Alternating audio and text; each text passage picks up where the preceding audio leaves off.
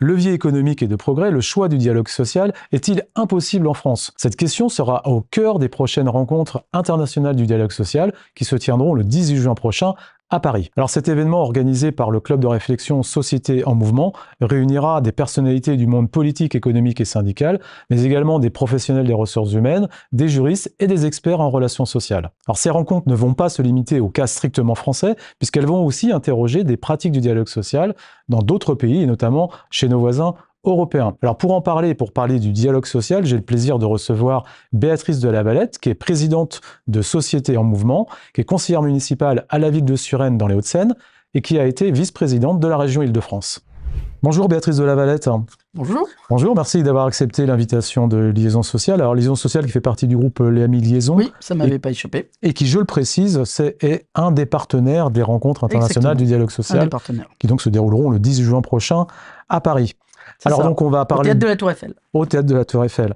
On va parler donc dialogue social et une question moi qui me taraude et qui sera peut-être un des fils rouges aussi, sans doute, de votre journée, c'est en quoi finalement le dialogue social peut accompagner les transitions qui traversent notre société. Évidemment, les transitions numériques avec l'arrivée massive de l'IA générative, mais aussi les transitions démographiques et environnementales. Alors avant, je voudrais dire que le dialogue social, c'est pas une option, c'est pas quelque chose qu'on pourrait écarter comme ça, balayer des mains, mais c'est une vraie nécessité absolue et vertueuse au service de la performance publique. Le dialogue social, je dirais aussi que c'est pas une dépense, c'est pas un coût. En fait, c'est un investissement pour conclure des accords gagnant-gagnant au service et au bénéfice de tous. Et enfin, le dialogue social, c'est pas une finalité, c'est pas une fin en soi. C'est simplement un outil au service de la croissance, de la compétitivité, de l'emploi. Partout d'ailleurs dans le monde, ce dialogue social, il est considéré comme un indicateur de performance. Partout, sauf en France. Vous voyez, j'étais en Suède encore il y a un mois, où j'ai, à l'invitation d'un grand syndicat suédois, 1,3 million d'adhérents à ce syndicat, sur un pays de 10 millions d'habitants. Eh bien, ils me disaient que l'année dernière, ils ont eu un seul conflit dans l'année.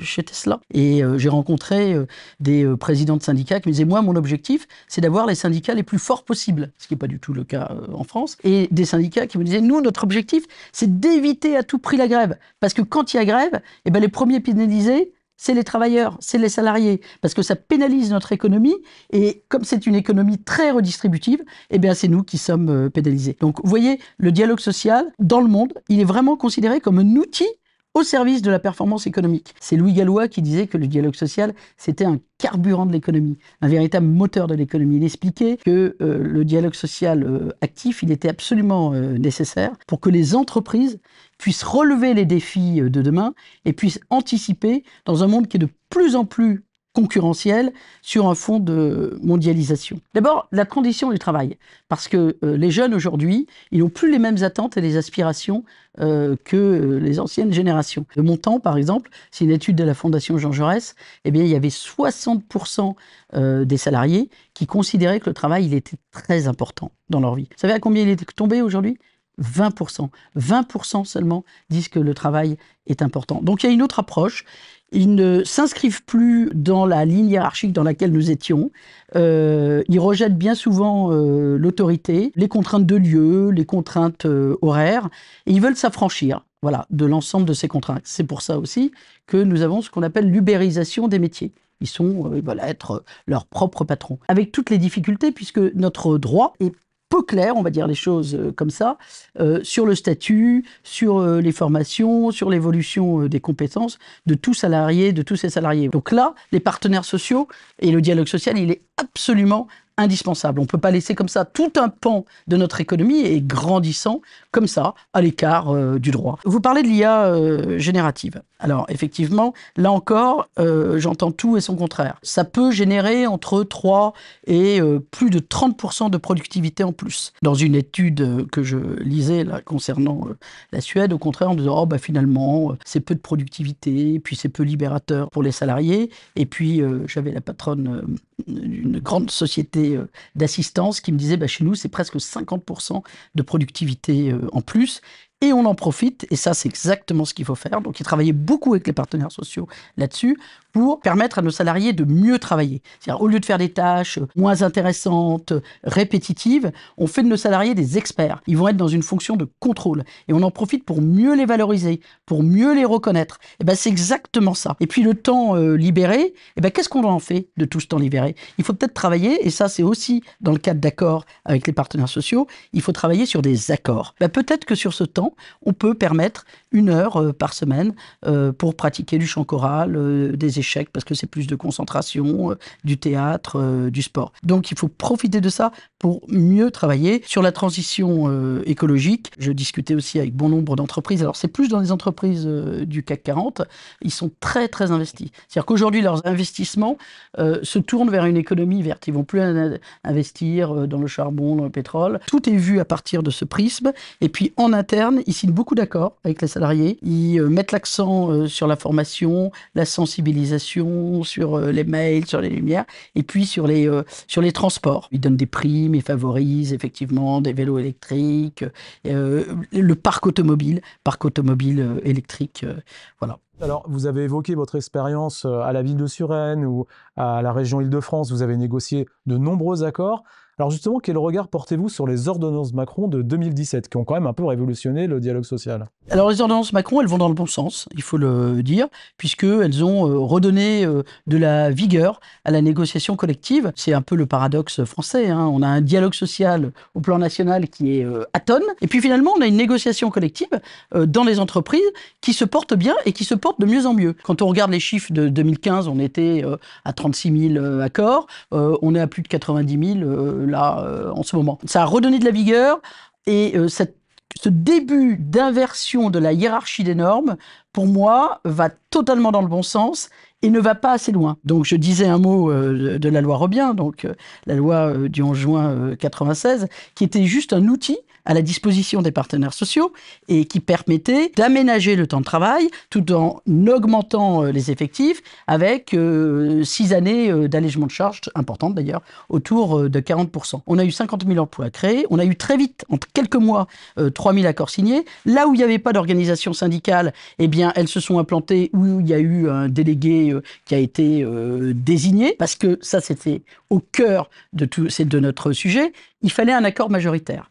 Donc, pourquoi ça a fonctionné? Parce que c'était au plus près du terrain. On prenait en compte le carnet de commandes de l'entreprise. Et c'était le chef d'entreprise et les représentants des salariés qui décidaient s'ils s'en emparaient ou pas. On leur a rien imposé, contrairement à la loi Aubry qui est tombée comme ça, comme un coup près sur tout le monde, qui n'a pas créé d'emploi. Donc, moi, tout ce qui peut aller dans le sens de au plus près du terrain, j'avais encore ce matin une DRH d'un grand groupe du CAC 40, et je lui posais la question, justement, je savais que j'avais une interview, et elle m'a dit oui, c'est formidable, parce que voilà, on prend en compte nos considérations, notre carnet de commandes, la réalité du terrain. Alors moi, je pense qu'il faut aller encore plus loin, comme c'est le cas dans les pays d'Europe du Nord. Là, aujourd'hui, c'est l'accord d'entreprise qui prime sur les accords de branche, mais pourquoi pas l'accord d'entreprise, à partir du moment où il y aura un accord majoritaire, pourrait primer pour moi, sur la loi dans un certain nombre de domaines. On pourrait avoir un cadre général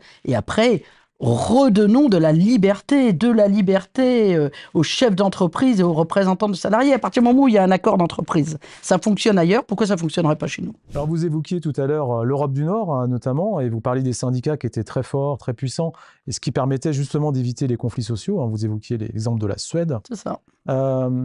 Alors en France, on s'aperçoit que finalement le taux de syndicalisation ne progresse plus depuis de très nombreuses années. Il est très faible, notamment par rapport aux pays scandinaves et à l'Allemagne. On voit que les élections professionnelles n'attirent pas les foules. Alors est-ce que les syndicats sont encore légitimes finalement en France, et comment redorer leur blason?